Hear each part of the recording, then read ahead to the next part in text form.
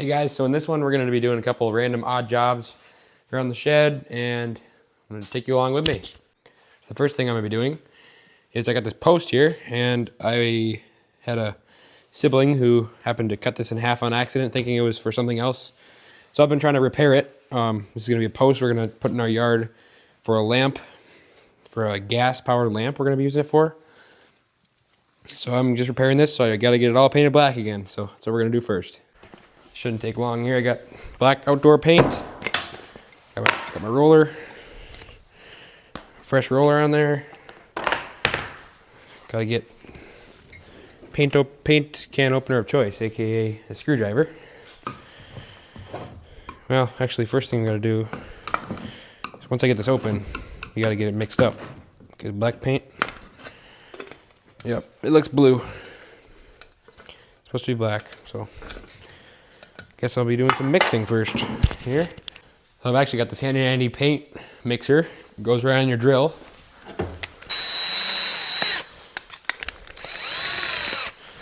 I got a paddle bit for my drill to mix the paint. Does a pretty good job, actually. The only problem with this is you gotta clean the thing after you're done. So that's the only thing I could think that's not good with it. Before I go too crazy here, I better get all the dust off of it so the paint actually sticks. All right, got the brush, or I guess you could say roller, my little tray here. Let's get it all filled with some paint. Not too worried about getting it on this table because, as you can see, it's had some paint on it over the years anyways. So. And here goes nothing. Post is actually pretty darn tall. Can't fit it all in frame. So, oh yeah, that's gonna, look at that splice I fixed. So I actually put a post in the middle of this. So now it's all tied back together. There was actually 2 cuts in it. Put a post in the middle, but we got to run a gas line up it as well. So I didn't want to take away from that, or like make it so that wouldn't be able to go through. So I routed some channels in it and.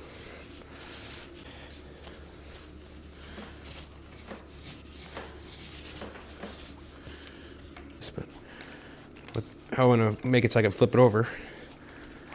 I'll probably figure it out.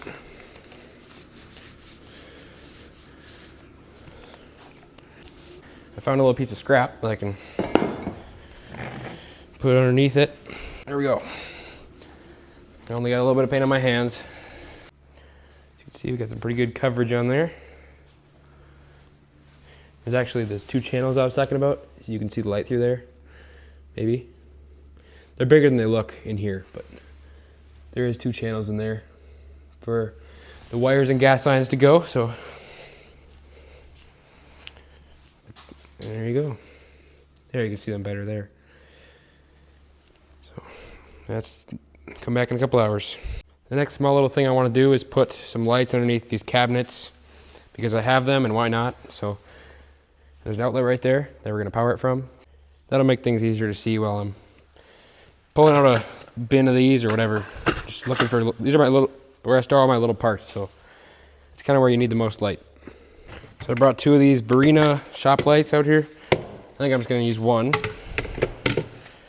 but put it right underneath there. It should mount up pretty flush, and then I'm gonna run, there'll be a switch right here. That'll run up and power the light. So I'm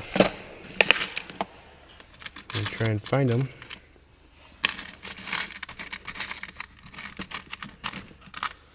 Little tiny screws that are hard to see.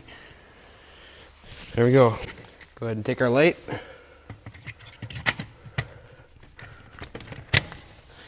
there we go. Move it over if I want. Oh, I hate that sound. But now we're gonna get some power. We have a switch. There we are. Oh yeah, that's gonna be nice. Look at there. Lights up the place like The Clark's Christmas, or whatever. I probably got that movie completely wrong, but that one movie, you know, where he plugs in the Christmas lights. That's what I'm trying to reference. Huh. I just remembered. It's the Griswolds. Griswold's Christmas. I could have sworn I had some wire staples out here somewhere.